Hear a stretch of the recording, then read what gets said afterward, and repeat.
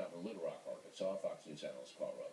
First of all, did I make any mistakes in my memo, Mr. Rove? We covered a lot of territory there. Yeah, there are a couple of facts that need to be laid out there. You said that President Bush waived the Stafford Act requirement for 60 days. No, 16 months.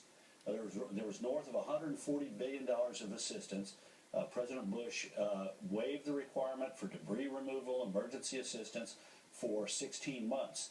Some of the assistance that Louisiana and Mississippi received had no Stafford Act requirement. For example, there's $20 billion for housing, no requirement that the state put up a 10% match. There was $14 billion in targeted tax relief. Again, no requirement that the state put up a match. With all of this stuff, and by the way, I mean, we got these stats from our brain room of researchers, so that shows you how complicated it is, but I'm not questioning you because you were there. However, here's the key question. Is Barack Obama making this stuff up? Is he fabricating this deal?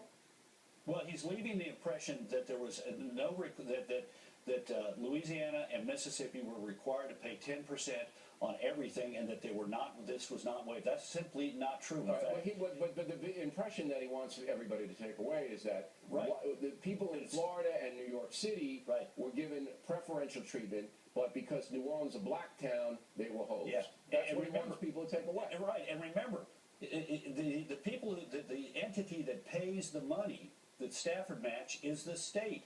The state of Louisiana was running $1 billion a year surplus. You're going wonky on me now. No, but it's important. It's important because the president is trying to say, oh, you're picking on New Orleans and making them pay. It's not the city of New Orleans that pays, it's the state. And remember, here are the two things the state was required to pay for.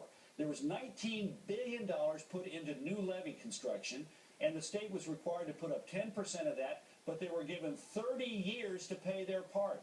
They had $12.1 billion. Let's assume whatever you're saying. So this is all bogus, all right? Let's assume, for the sake of argument, that Barack Obama didn't know what he was talking about. He wasn't. He didn't know what he was talking about, and he didn't. But that doesn't matter, though. Yeah.